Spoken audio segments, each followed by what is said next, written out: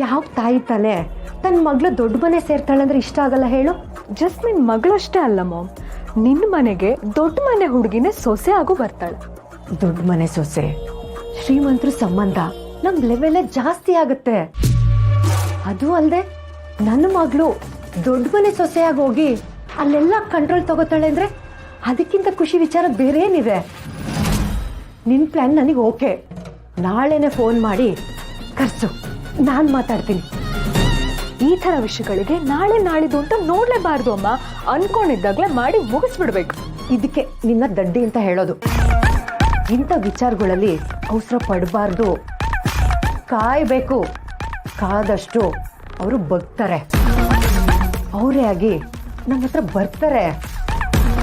ಈ ಶೀಲ ಮಾತು ಕೊಟ್ಮೇಲೆ ಬರೀ ಮಾತಲ್ಲ, ಅರ್ಕೆ. ನಾನು ಆ ಮನೆ ಸೊಸೆಯಾಗಿ ನಿನ್ನ ಮಾಡೇ ಮಾಡ್ತೀನಿ.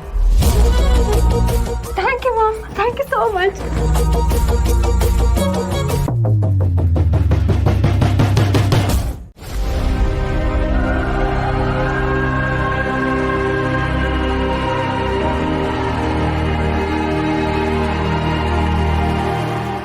ರೀ, ನಿಮಗೆ ನನ್ನ ಮೇಲೆ ಕೋಪ ಕಮ್ಮಿ ಆಗಿಲ್ವಾ?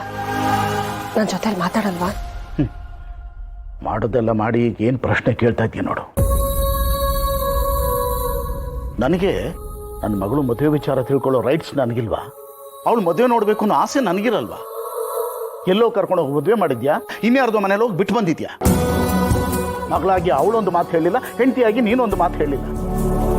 ಈ ಮನೇಲಿ ನನ್ನ ಗೌರವನೇ ಇಲ್ವಾ? ನಾನೊಬ್ಬ ಇದ್ದೀನಿ ಅನ್ನೋದು ಲೆಕ್ಕನೇ ಇಲ್ವಾ ನಿಮಗೆ? ಆ ಥರ ಎಲ್ಲ ಮಾತಾಡಬೇಡ್ರಿ. ನಿಮ್ಮ ಮೇಲೆ ಪ್ರೀತಿ ಗೌರವ ಇಲ್ಲದೆ ಇದ್ರೆ ನಾನು ಈ ಮದುವೆ ಮಾಡಿಸ್ತಿರ್ಲಿಲ್ಲ. ನಿಮ್ಮ ಮೇಲೆ ನಂಬಿಕೆ ಇದ್ದಿದ್ದಕ್ಕೆ ನಾನು ಈ ಮದುವೆ ಮಾಡಿಸಿದ್ದು. ನೀವು ನಾನು ಅರ್ಥ ಮಾಡ್ಕೊಳ್ತೀರ ಅನ್ನೋ ನಂಬಿಕೆ. Stop it, you just stop it. ನೀನೇನೇನೋ ಕಾರಣ ಕೊಟ್ಬಿಟ್ರೆ ಅದನ್ನೆಲ್ಲ ಕೇಳ್ಕೊಂಡು ಸುಮ್ಮನೆ ಕೂತ್ಕೊಳ್ಳೋದಕ್ಕೆ ನನ್ನನ್ನು ಏನು ಅನ್ಕೊಂಡಿದ್ಯಾ? ಅವಳು ನನ್ನ ಮಗಳು. ಅವಳ ಮೇಲೆ ನಿನಗಿಂತ ಹೆಚ್ಚು ಪ್ರೀತಿ ಅಧಿಕಾರ ನನಗಿದೆ. ಏನಾದ್ರು ಒಂದು ಮಾತು ಹೇಳಿದ್ರ ನೀವು? ನಾನು ನಿನ್ನ ಮೇಲೆ ಇಟ್ಟಿರೋ ನಂಬಿಕೆಗೆ ನೀನು ನನಗೆ ಕೊಡೋ ಗೌರವ ಇಷ್ಟೇನಾ? ರೀ, ನನಗೆ ಗೊತ್ತು ರೀ ನಿಮಗೆ ನನ್ನ ಮೇಲೆ ತುಂಬಾ ಕೋಪ ಇದೆ ಅಂತ. ಆ ಪರಿಸ್ಥಿತಿಲಿ ಯಾವ ನಿರ್ಧಾರ ತಗೊಳ್ಬೇಕಿತ್ತೋ ಆ ನಿರ್ಧಾರ ನಾನು ತಗೊಂಡೆ. ನನ್ನ ಮಗಳಿಗೋಸ್ಕರ ಏನ್ ಮಾಡ್ಬೇಕಿತ್ತೋ ಅದನ್ನ ನಾನು ಮಾಡಿದೆ. ಆ ಸಂದರ್ಭದಲ್ಲಿ ನಿಮ್ಮನ್ನ ಕೇಳಿ ಡಿಸಿಷನ್ ತಗೊಳ್ಳೋ ಅಷ್ಟು ಟೈಮ್ ನನ್ಗಿರ್ಲಿಲ್ಲ ರೀ. ಬೇರೆ ಬೇರೆ ಸಮಸ್ಯೆಗಳ ಮಧ್ಯೆ ಈ ಮದ್ವೆನ ಮಾಡಿಸಿದೀನಿ. ಈಗ ನನ್ನ ಮಗಳು ಖುಷಿಯಾಗಿದ್ದಾಳೆ. ನಿಮ್ಗೆ ಹೇಳ್ದೆ ಕೇಳ್ದೆ ಈ ಮದ್ವೆ ಮಾಡಿಸಿದ್ದು ತಪ್ಪೆ. ಅದರಿಂದ ನೀವು ನನಗೆ ಬೈತಾ ಇರೋದು ಸರಿನೇ. ಆದ್ರೆ ನನ್ನ ಮಗಳ ಖುಷಿ ಮುಂದೆ ಯಾವ ತಪ್ಪು ಯಾವ ಸರಿನೂ ನನಗೆ ಕಾಣಿಸ್ತಿಲ್ಲ ರೀ. ಇಷ್ಟೆಲ್ಲ ಹೇಳಿದ್ಮೇಲೂ ನಿಮಗ್ ನನ್ನ ಮೇಲೆ ಕೋಪ ಕಮ್ಮಿ ಆಗ್ಲಿಲ್ಲ ಅಂದ್ರೆ ನಿಮಗ್ ನನ್ನ ಮೇಲೆ ಕೋಪ ಕಮ್ಮಿ ಆಗೋವರೆಗೂ ನಾನು ಮಾತಾಡ್ಸಕ್ ಬರಲ್ಲ ಬಿಡಿ. ಕೂತ್ಕೋ.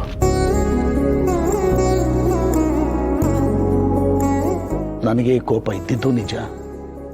ನನ್ನ ಮಕ್ಕಳ ಮೇಲಿನ ಪ್ರೀತಿಗೋಸ್ಕರ ಅದು ಕರಗೋಗಿದ್ದು ನಿಜ. ಒಬ್ಬ ತಾಯಿಯಾಗಿ, ಹೆತ್ತವಳಾಗಿ ಈ ಪ್ರೀತಿ ಕಾಳಜಿ ತೋರಿಸ್ತಿದ್ದೋ ಇಲ್ವೋ ಗೊತ್ತಿಲ್ಲ.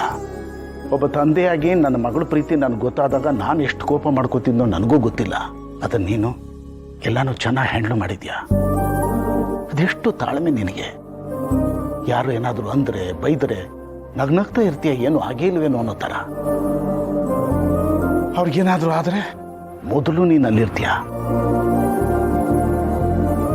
ನಂದು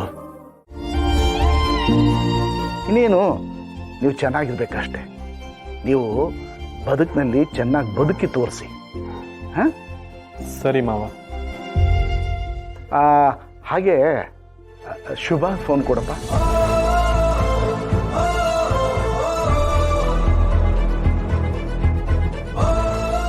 ಹೇಳಿ ಸರ್.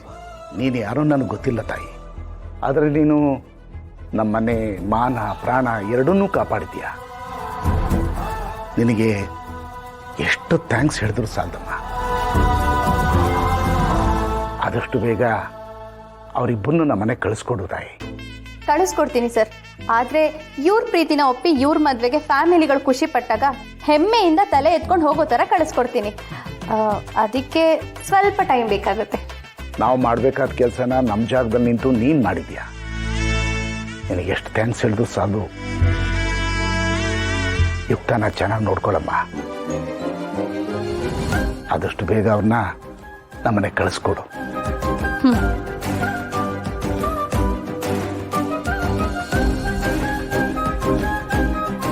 ಅಂದು ತುಂಬ ಒಳ್ಳೆ ಕೆಲಸ ಮಾಡಿದ್ಯಾ. ಪ್ರೀತಿಸೋ 2 ಹೃದಯಗಳನ್ನ ಬೇರೆ ಬೇರೆ ಮಾಡ್ದೇ ಒಂದು ಮಾಡಿದ್ಯಾ. ಪ್ರೀತಿಸೋ ದೂರ ಆದರೆ ಆ ನೋವು ತುಂಬ ದೊಡ್ಡದು. ಮದುವೆ ಟೈಮ್ನಲ್ಲಿ ನೀನು ಅಲ್ಲಿದ್ಯಲ್ಲ, ಅದು ಎಲ್ರಿಗೂ ಒಂದು ಧೈರ್ಯ. ಆದಷ್ಟು ಬೇಗ ಎಲ್ಲ ಸರಿ ಮಾಡಿಸಿ ಅಳಿಯ ಮಗಳನ್ನ ಮನೆಗೆ ಕರ್ಸ್ಕೊಂಡ್ಬಿಡು. ಹೌದು ರೀ, ಅವರಿಬ್ಬರು ಜೋಡಿ ನೋಡಿದ್ರೆ ನನಗೆ ತುಂಬಾ ಆನಂದ ಆಗುತ್ತೆ.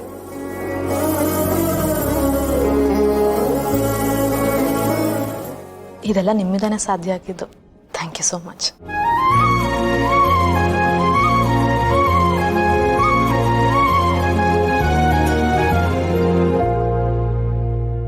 ಓಹೋ, ಅಕ್ಕಂಗ್ ಮಾತ್ರ ಹಾಗ? ಪಾಪ, ನಿಮ್ಮನ್ ಮದ್ವೆ ಆಗಿ ಸಣ್ಣ ಮಕ್ಕಳು ಚಾಕ್ಲೇಟ್ ಅನ್ನು ನೋಡೋ ತರ ನೋಡ್ತಿದಾರಲ್ವಾ, ಅವ್ರಿಗೇನು ಇಲ್ವಾ? ಛೀ, ಹೋಗೆ. ಇರೇ, ನಾನು ಬರ್ತೀನಿ. ಹೋಗಪ್ಪ ಹೋಗು. ಅದೃಷ್ಟ ನಿನ್ ಹಣೆಲ್ ಮಾತ್ರ ಅಲ್ಲ, ಮೈ ತುಂಬಾ ಬರ್ಬಿಟ್ಟಿದ್ದಾನೆ ಆ ಬ್ರಹ್ಮ. ಪ್ರೀತಿಸಿದ ಹುಡುಗಿನ ಮದ್ವೆ ಆದ, ಅತ್ತೆ ಮಾವನ್ ಒಪ್ಪಿಸ್ದ, ಅರಸ್ ಫ್ಯಾಮಿಲಿ, ಲೈಫೇ ಸೆಟ್ಲ್ ಆಗೋಯ್ತಲ್ಲ ಪೃಥ್ವಿ. ಅಕ್ಕ, ನಿಂಗೂ ಆಗತ್ತೆ ಬಿಡೆ. ಏ, ನಿನ್ ಮೂಕ್ ಮೇಲೆ ಒಂದು ಪಿಂಪಲ್ ಇದೆ ಕಣೆ.